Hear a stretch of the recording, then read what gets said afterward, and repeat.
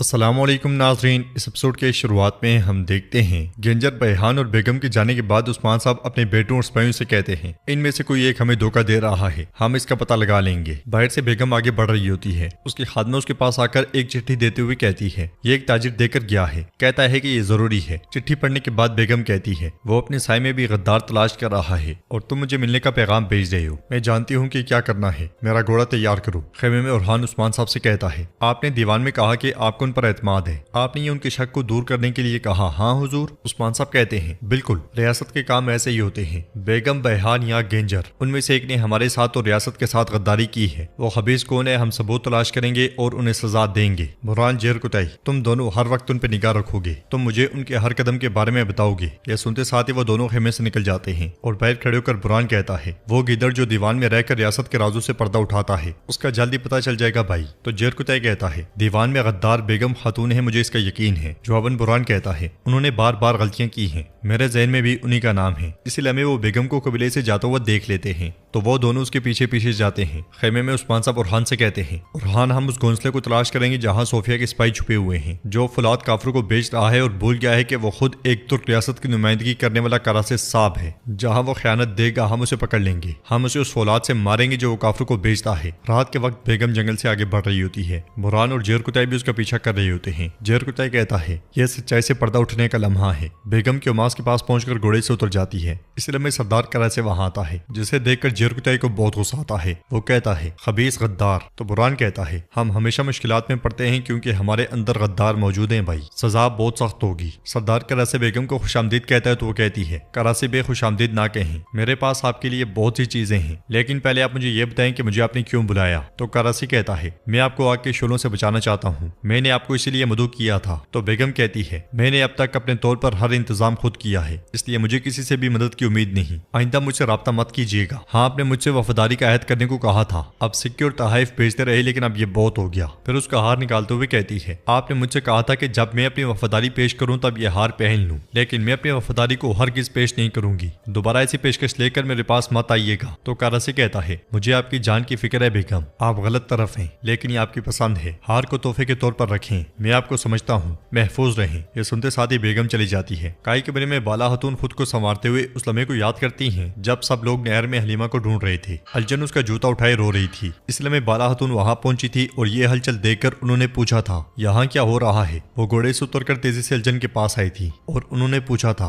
अलजन यहाँ क्या हुआ है। तो अलजन ने हलीमा का जूता देते हुए कहा था मैं उसकी हिफाजत नहीं कर सकी। बाला हतून ने चिल्लाते हुए पूछा था हलीमा कहाँ है अलजन, हलीमा कहाँ है। तो अलजन ने रोते हुए कहा था वो नदी में गिर गई है। यह सुनते साथ ही बाला हतून नदी में उतर गई थी। उन्हें दूसरा जूता भी मिला था। जूता उठाकर वो बहुत रोई थी। इस ख्याल के बाद बाला हतून संदूक में से हलीमा के कपड़े निकाल लेती हैं और उन्हें चूमते हुए रोने लग जाती हैं। इसलिए में उस्मान साहब वहां आते हैं। उस्मान साहब के आने पर बाला हतून एकदम से कपड़े छुपा लेती हैं। उस्मान साहब उनके पास बैठते हुए कहते हैं बाला क्या हो रहा है, तुम्हारा जख्म फिर खुल गया, तुम्हारा दिल दर्द कर रहा है ना। तो बाला हतून कहती है यह दर्द कभी खत्म नहीं होगा उस्मान, इसलिए मैं गोंचा के दुख के बारे में कुछ नहीं कहती। मैं ये नहीं कह सकती कि उसका गम खत्म हो जाएगा। उस्मान साहब उन्हें सीने से लगाते हुए कहते हैं अंदर ही अंदर मत रो बाला, यहाँ तुम जितना चाहो रो सकती हो, तुमने फिर से वही ख्वाब देखा। हाँ। तो बाला हतून कहती है मैंने हलीमा को दोबारा देखा, वो बड़ी हो गई है अपने रेशमी लंबे बालों के साथ। मैं उसके पीछे भागी लेकिन मैं वक्त पर नहीं पहुंच सकी, मैं उसका चेहरा नहीं देख सकी। उस्मान साहब कहते हैं उसकी आंखें बिल्कुल तुम्हारी तरह हैं, उसके बाल बिल्कुल तुम्हारे जैसे लंबे हैं,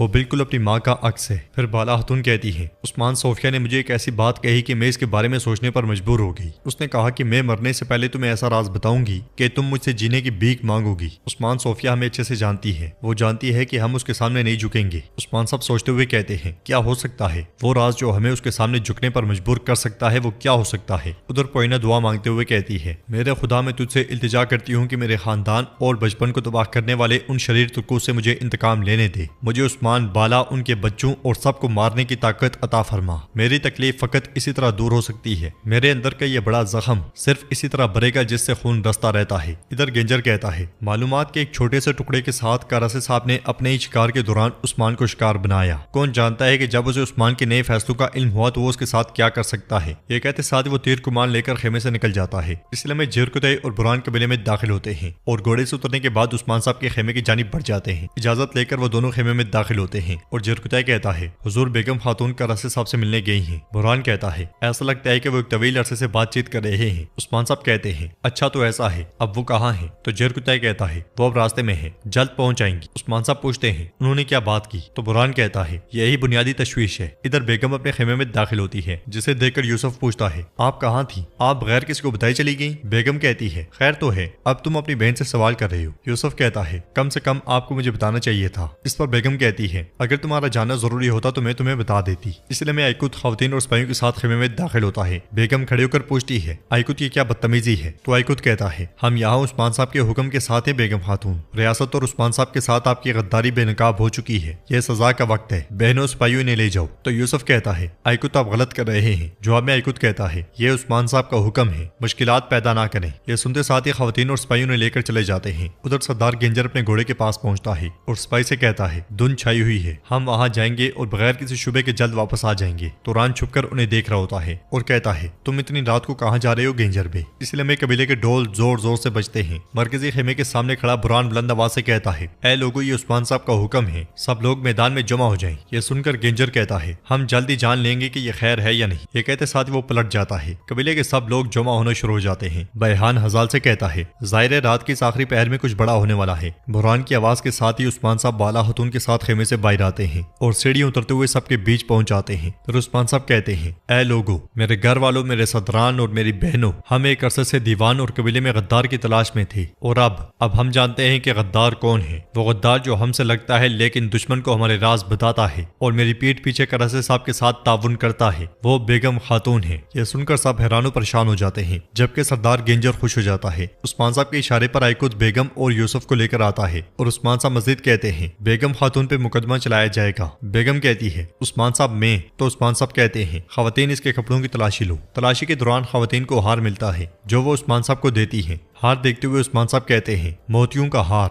यह वाकई करासी साहब की पसंद के एन मुताबिक है। गेंजर दिल ही दिल में बहुत खुश हो रहा होता है। उस्मान साहब पूछते हैं क्या करासी साहब ने आपको ये तोहफा दिया है? तो बेगम कहती है जी हाँ उस्मान साहब। यूसुफ कहता है मेरी बहन आपको कभी धोखा नहीं देगी उस्मान साहब, इसे सफाई का मौका दें। मगर उस्मान साहब कहते हैं नहीं, जिरकुतई और बुरहान ने बेगम के मुतालिक सब कुछ देखा और सुना है। गद्दारी का सबूत ये मोतियों का हार है जिसे करासी साहब ने तोहफे में दिया है। बेगम कुछ कहने लगती है तो उस्मान साहब कहते हैं गद्दारी की कोई वजाहत नहीं दी जा सकती, तुम मुकदमे का सामना करोगी और उसके बाद फैसला किया जाएगा। यूसुफ बे हम तहकीकात करेंगे कि आया आप भी मुलव्वस हैं या नहीं। जब तक बेगम खातून का मुकदमा नहीं चल जाता आप कबीले में जेर निगरानी रहेंगे और बेगम खातून जिंदान में। यह सुनते साथ ही खवातीन बेगम को ले जाती हैं और उस्मान साहब खेमे की जानिब चल पड़ते हैं। तो नाज़रीन इसके साथ ये एपिसोड भी इख्तिताम पजीर होती है। अगर आपको ये वीडियो पसंद आए तो वीडियो को लाइक कर दें। चैनल को सब्सक्राइब नहीं किया हुआ तो सब्सक्राइब करने के साथ साथ घंटी वाले बटन को दबाना मत भूलें। इंशाल्लाह मिलते हैं नेक्स्ट वीडियो में, तब तक के लिए रखें अपना और अपनों का बहुत ज्यादा ख्याल। अल्लाह निगहबान।